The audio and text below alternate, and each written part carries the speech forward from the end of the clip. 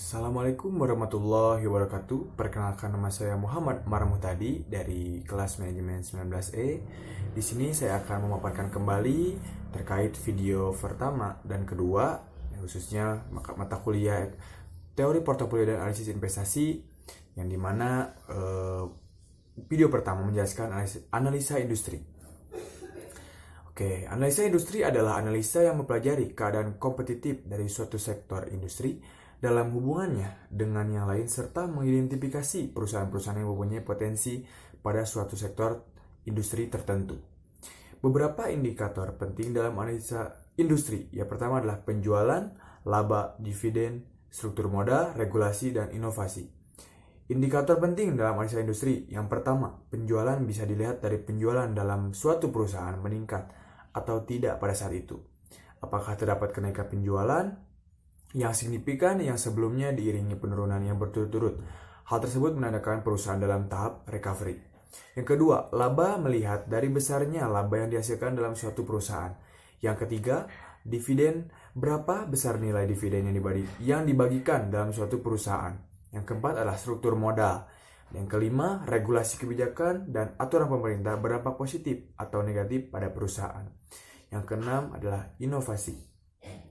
Kelompok analisa industri, yaitu analisa yang mempelajari keadaan kompetitif dari suatu sektor industri dalam hubungannya dengan yang lain, serta mengidentifikasi perusahaan-perusahaan yang mempunyai potensi pada suatu sektor industri tertentu. Untuk itu dikelompokkan berdasarkan, pertama, growth industry atau industri yang mempunyai laba jauh lebih tinggi dari rata-rata industri.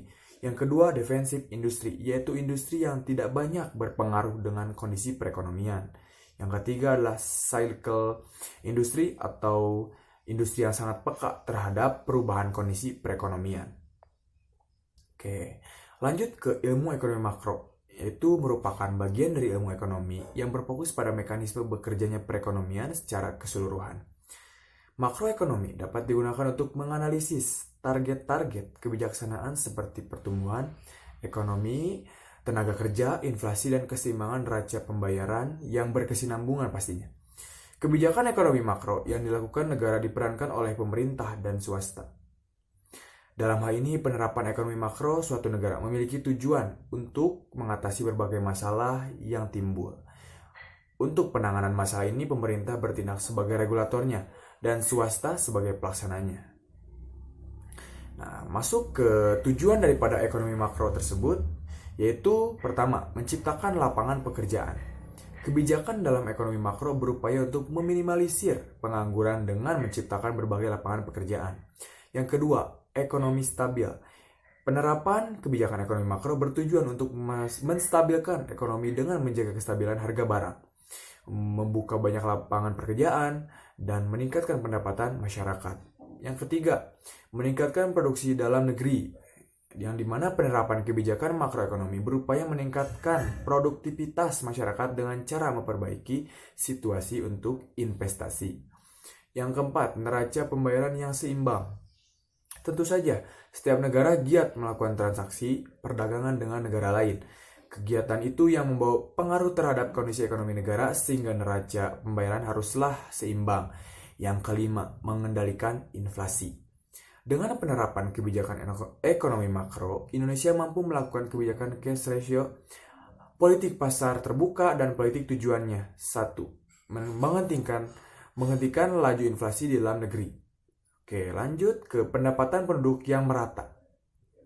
Kebijakan ekonomi makro berusaha merealisasikan pendapatan penduduk yang merata dengan pemerataan hasil olahan sumber daya alam dan manusia.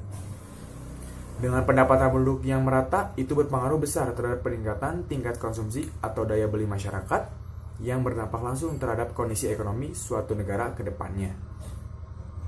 Oke, masuk ke faktor makroekonomi dalam ekonomi. Mengingat definisi ekonomi makro, masuk akal bahwa fitur utama ekonomi makro terkait dalam bidang-bidang yang berdampak pada ekonomi secara keseluruhan. Akibatnya, bidang ekonomi makro yang menjadi perhatian biasanya terkait dengan kebijakan mengenai topik-topik seperti yang pertama, pekerjaan, pengangguran, kebijakan fiskal atau inflasi. Kemudian lanjut ke kinerja siklus bisnis diukur melalui PDB atau produk domestik bruto.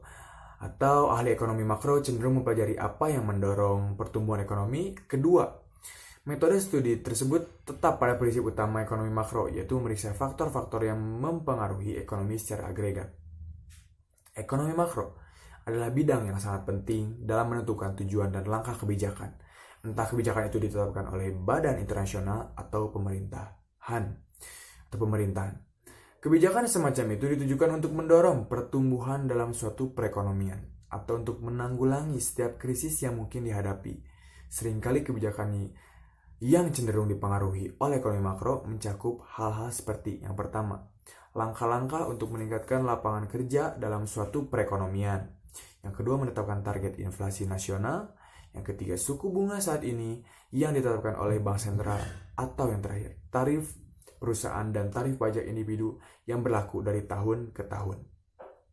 Oke, tentu saja analisis faktor-faktor ekonomi makro tidak dengan sendirinya menentukan kebijakan ekonomi, kebijakan fiskal atau kebijakan moneter yang mana mungkin diadopsi oleh pemerintah. Nah, mungkin kurang lebih penjelasan ulang dari video pertama ke video kedua yang Bapak berikan. Semoga dapat dipahami. Mohon maaf apabila ada kesalahan dari segi kata per kata. Wassalamualaikum warahmatullahi wabarakatuh.